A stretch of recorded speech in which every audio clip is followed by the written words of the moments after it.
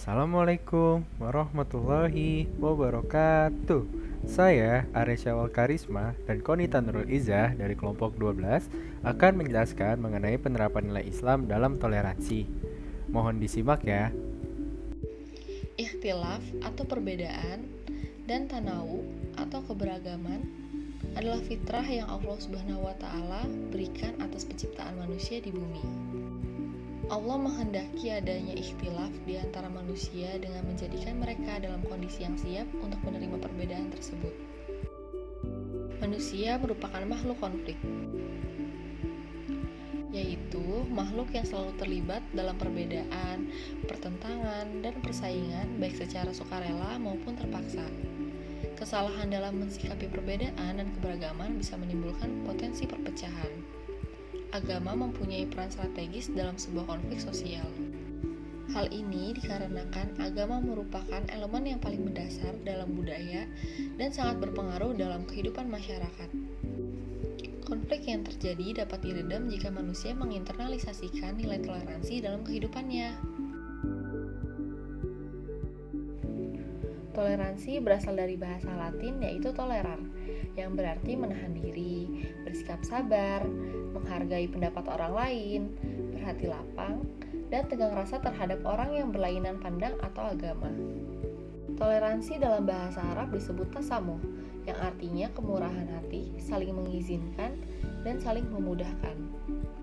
Menurut Umar Hashim, toleransi diartikan sebagai pemberian kebebasan kepada sesama manusia atau kepada semua warga masyarakat untuk menjalankan keyakinannya atau aturan hidupnya dalam menentukan nasibnya masing-masing, selama di dalam menjalankan dan menentukan sikapnya itu tidak melanggar dan tidak bertentangan dengan syarat-syarat asas terciptanya ketertiban dan perdamaian masyarakat.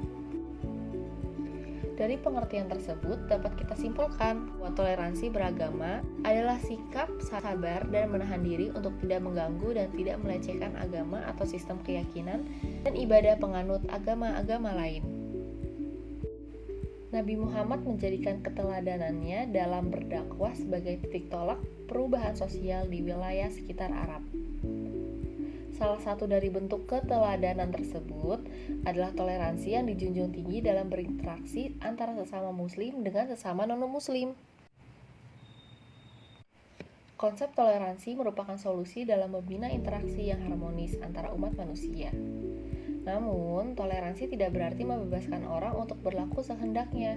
Diperlukan aturan dan batasan dalam mewujudkan konsep ini. Toleransi dalam Islam memiliki beberapa prinsip.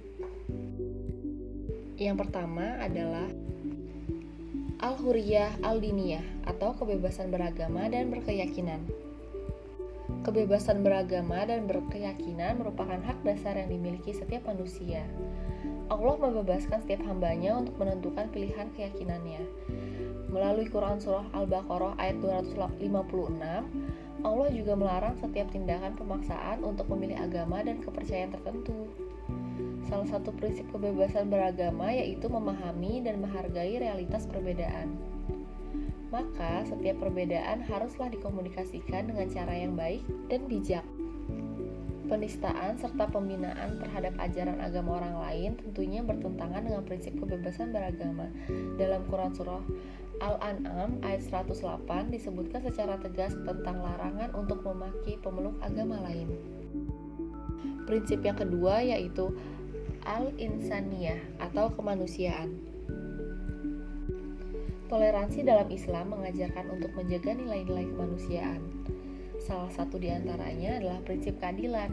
Keadilan hendaknya menjadi asas pertama dalam menciptakan kehidupan yang damai dan harmonis. Keadilan mencakup persamaan di berbagai dimensi, terutama dalam bidang hukum, politik, dan keamanan. Tidak boleh melakukan perbuatan diskriminatif, sehingga non-muslim tidak dapat memperoleh hak yang semestinya diperoleh. Juga memberikan kesempatan yang sama dalam bekerja, berpolitik, dan berkontribusi bagi negara. Prinsip yang ketiga yaitu al-wasatiyah atau moderatisme. Secara bahasa, kata wasatiyah berasal dari kata wasato yang artinya tengah. Wasatiyah yaitu berada di pertengahan secara lurus dengan tidak condong ke arah kanan ataupun kiri. Penggunaan kata wasat disebutkan dalam Quran Surah Al-Baqarah ayat 143 yang memiliki arti dan demikian kami jadikan kalian sebagai umat yang pertengahan.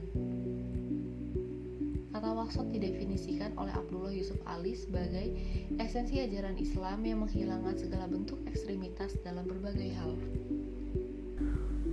Toleransi pada masa Nabi. Rasulullah Shallallahu Alaihi Wasallam diutus untuk menyampaikan risalah Islam sebagai rahmat bagi seluruh alam. Pada permulaan dakwah, beragam respon yang muncul dari masyarakat Arab terhadap ajaran Islam.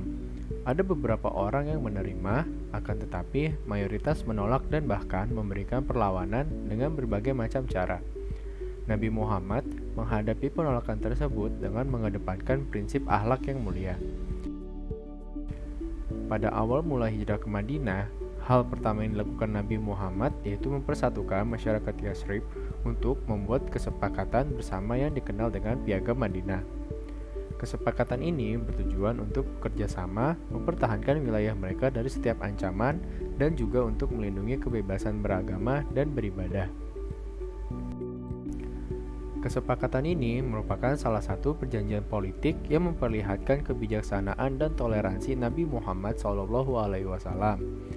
Perjanjian tersebut menjamin hak-hak sosial serta hak religius untuk orang-orang Yahudi dan Muslim yang sama dan dalam tugas-tugas tertentu. Instrumen ini sesungguhnya memperkuat status religius, sosial, dan politis orang-orang Yahudi dalam masyarakat. Dalam kehidupan sosial, Rasulullah mengajarkan kepada pengikutnya untuk berinteraksi dengan non-muslim dengan mengedepankan prinsip kemanusiaan, kebaikan, dan keadilan. Seperti yang terjadi antara Asma binti Abu Bakar dengan ibunya, Qutailah. Suatu ketika Qutailah datang untuk mengunjungi putrinya dengan membawakan beberapa hadiah. Namun, Asma tidak menerima pemberian tersebut karena ibunya adalah seorang musyrikah. Kemudian turun wahyu surah Al-Mumtahanah ayat 8 yang memerintahkan untuk berbuat baik dan adil kepada orang-orang kafir yang tidak memerangi umat Islam. Implementasi. Pertama, implementasi Al-Hurriyah dan Al-Diniyah atau kebebasan beragama. Undang-Undang Dasar 1945 Pasal 29 Ayat 2 yang berbunyi, negara menjamin kemerdekaan tiap-tiap penduduk untuk memeluk agamanya masing-masing dan untuk beribadat menurut agamanya dan kepercayaannya itu.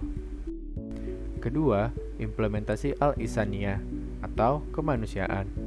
Kemerdekaan merupakan bentuk implementasi nilai-nilai kemanusiaan sebagaimana yang tercantum dalam Pancasila sila kedua, yaitu kemanusiaan yang adil dan beradab. Ketiga, implementasi al-wasatiyah atau moderatisme. Tidak membeda-bedakan orang berdasarkan suku atau ras asalnya, menghargai setiap budaya dan ciri khas dari masing-masing daerah di Indonesia, tidak bersikap fanatik atau ekstremis pada suatu hal yang kemudian merendahkan golongan lainnya. Contoh toleransi dalam bermasyarakat. Dalam kehidupan bermasyarakat, ada beberapa contoh sikap toleransi yang dapat kita lakukan, seperti menghargai pendapat yang berbeda dari orang lain, menghargai dan menghormati tetangga atau teman yang beribadah sesuai agama yang dianut, bersosialisasi dengan semua orang tanpa memandang ras dan agama, saling tolong-menolong kepada siapapun, menghormati perayaan keagamaan agama lain, dan masih banyak lagi. Allah menciptakan perbedaan di setiap makhluknya. Dengan demikian, kita harus menghargai dan menerima perbedaan tersebut dengan hati yang lapang. Sikap toleransi akan memberikan dampak yang begitu besar bagi kehidupan. Dengan adanya toleransi akan menjadikan hidup kita damai, rukun, tentram, dan terhindar dari konflik. Terima kasih atas perhatiannya. Assalamualaikum warahmatullahi wabarakatuh.